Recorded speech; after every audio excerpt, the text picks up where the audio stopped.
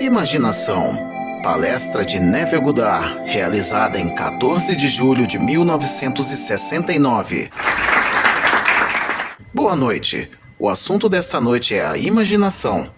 Você leu no capítulo 17 do livro de Atos, uma história de Paulo chegando aos atenienses e ele chama esses homens, pois ele viu a inscrição repetidamente. Ele disse, ao passar, vi um altar com a inscrição, para um Deus desconhecido. Isto, portanto, que você adora como desconhecido, isto eu proclamo a vocês. Ele não está longe de cada um de nós, pois nele vivemos, nos movemos e temos o nosso ser. Atos capítulo 17, versículo 23, 27 e 28. O grande Blake disse isso de forma diferente. Isso é o que Blake disse. Tudo que você vê, ainda que pareça fora, está dentro, na sua imaginação, de que este mundo de mortalidade é apenas uma sombra. Poema Jerusalém. Então ele disse, Babel zomba. Estamos todos familiarizados com o que Babel representa, a confusão de línguas. Não há dois que acreditem no mesmo Deus. Ainda não falando línguas diferentes, mas falando uma língua, eles têm diferentes conceitos do poder criativo do universo. E então ele disse, Babel zomba dizendo, não há Deus, nem filho de Deus, que tu, ó imaginação humana, ó corpo divino, é toda uma ilusão, mas eu te conheço, Senhor. Ele iguala Deus e seu Filho com a imaginação humana. Para ele e para o orador, a imaginação divina é idêntica à palavra Jesus. Então, quando penso em Jesus, não vejo um ser fora da minha maravilhosa imaginação humana. Não nos é dito nas Escrituras, com Deus todas as coisas são possíveis? Mateus capítulo 19, versículo 26 e Marcos capítulo 10, versículo 27. Também nos é dito nas Escrituras, tudo é possível ao que crê. Marcos capítulo 9, versículo 23. Essa é a Escritura agora. O poder de acreditar é o próprio Deus. Assim, Deus no homem é a maravilhosa imaginação humana do homem. É difícil para o homem fazer o ajuste, tendo sido treinado para ligar o lado de fora a algum Deus que ele adora. Vamos à igreja e a mente se volta para algum Deus, e ele pinta uma figura de palavra de alguém diante de quem devemos dobrar o joelho e cruzar nós mesmos. Mas não é isso que as Escrituras realmente ensinam. A Escritura ensina que o poder que cria o universo inteiro não é sem o homem, mas dentro do homem, como a maravilhosa imaginação humana do homem. Esse é o poder criativo do mundo. Todas as coisas existem na imaginação humana, por isso, se a palavra Deus for tirá-lo, tente fazer o ajuste dentro de você e comece a acreditar que o Deus da cristandade, o Senhor Jesus da cristandade, é a sua própria imaginação. Se todas as coisas são possíveis para Deus e Deus é a sua imaginação, então deveria ser possível para você. Agora faço a pergunta, eu acho que eu já disse isso simplesmente como você pode testá-lo, como você pode entrar em um estado. Acho que contei para a satisfação da maioria das pessoas que somos o poder operante. Ouvi-lo recitá-lo, memorizá-lo não é suficiente, temos que aplicá-lo, pois somos o poder operante. Poucos dias atrás, antes de dormir, ao fechar os olhos em minha casa em Los Angeles, me aposentei bem cedo, talvez às 9h30 ou 10 horas, e comunguei comigo mesmo. Para quem eu me voltaria? Então eu disse a mim mesmo, eu disse tudo o que eu ouvi dentro de mim, tudo o que eu experimentei. A respeito da lei eu disse, eu contei o que experimentei com relação à promessa. Eu poderia lhes dizer algo mais sobre a lei que tornaria isso um pouco mais simples? O que posso dizer que eu não disse? Então eu pedi a profundidade do meu próprio ser para me mostrar exatamente o que eu poderia dizer que eu não disse. Bem, nas primeiras horas da manhã, um pouco depois das 4 horas, quando eu estava vindo das profundezas do meu próprio ser, aqui, esta experiência. Eu estou em uma nave espacial dirigida para a Lua. Agora é tudo na imaginação, pois o sonhador é a imaginação de alguém. Essa é a causa de todos. Agora, em primeiro lugar, deixe-me dizer que tudo neste mundo contém em si a capacidade de significação simbólica. Assim, a Lua tem dentro de si a capacidade de algum significado simbólico. Eu estou indo para a Lua. Agora você já ouviu a expressão vez após vez.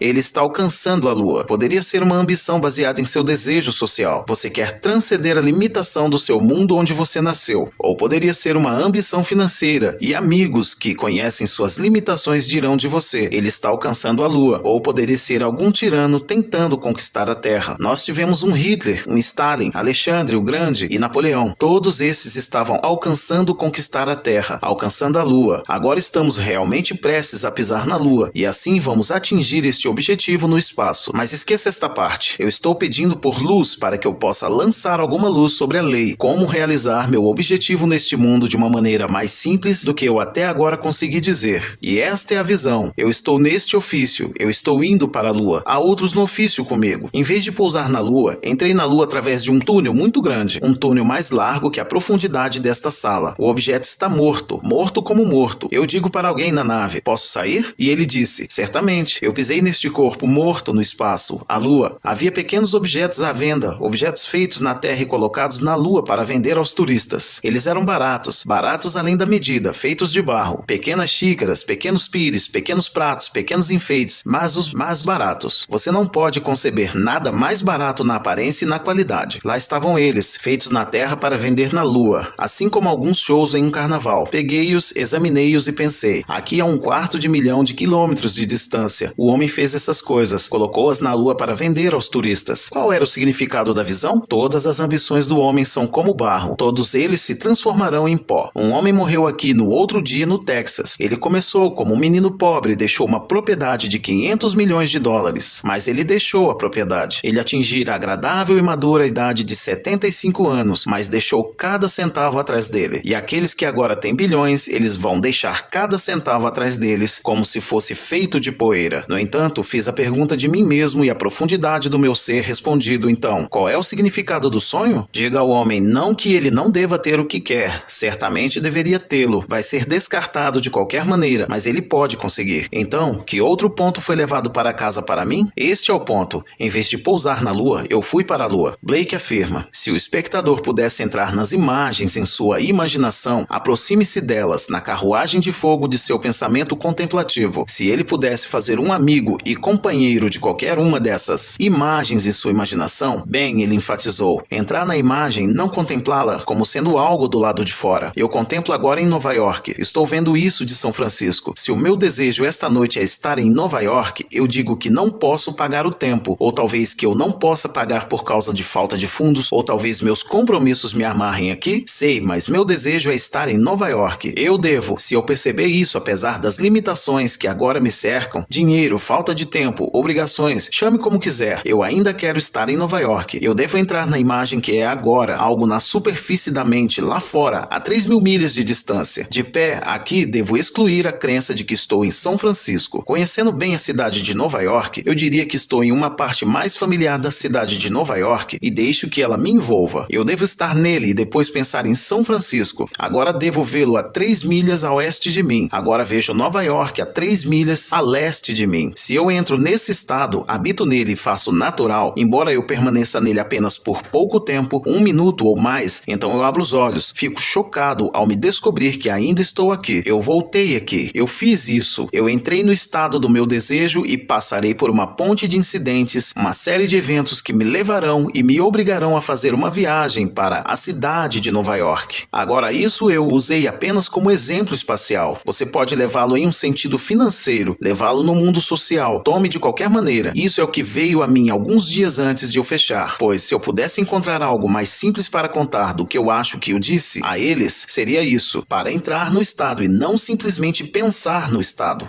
Pensar com isso difere de pensar nisso. Preciso aprender a pensar com isso. Um homem que esta noite chegou a $1 milhão, a partir desse momento, esse homem é informado de que ele tem 1 milhão, quando antes disso ele não tinha nada. Ele está pensando na consciência de ter $1 milhão. Ele não está pensando nisso. Ele está andando na consciência de ter $1 milhão. Ele não está esperando por isso, desejando isso. Ele está realmente nisso. Isso é o que a visão revelou para mim. Mesmo que no final da minha jornada eu deixe minhas coisas para trás, e elas serão como se fossem feitas de barro, tudo barato, feito, em que cada homem não sabendo disso, de fato, quantos sabem ou se importam de saber, eles ainda querem realizar seus sonhos terrenos, e eu sou todo para isso. Eu ensino isso, mas não posso mudar a promessa. A promessa é fixa, isso é algo que chegará a todos os seres neste mundo, pois foi premeditado. Mas quando estamos aqui neste mundo de César, posso amortecer os golpes, os inevitáveis golpes, aprendendo a técnica do direito e como aplicá-lo, como usá-lo. Agora, a coisa que eu citei anteriormente, Blake disse nesta citação de Jerusalém: embora eu não veja você, bem aqui é perfeitamente verdade. Eu não observo imaginando como faço como os objetos. Imaginar é a realidade que nomeamos esse poder chamado Deus. Então eu não observo imaginar, eu observo objetos, mas não observo o poder neles. Esse é o maior segredo do mundo. O segredo da imaginação é o segredo de Deus. Qualquer um que encontre o poder supremo, a sabedoria suprema, o prazer supremo, todos devem aspirar este segredo e tentá-lo desvendá-lo, pois o que quer que você encontre sobre a sua maravilhosa imaginação humana, você está descobrindo sobre Deus para a sua imaginação, e Deus é um e o mesmo, não há outro Deus. Você se imaginou nesse mundo e se imaginará fora disso. Você veio ao mundo com um propósito e, quando o propósito for cumprido, você se desvinculará dele e retornará ao ser que você era antes de sua descida a este mundo. O homem é todo imaginação,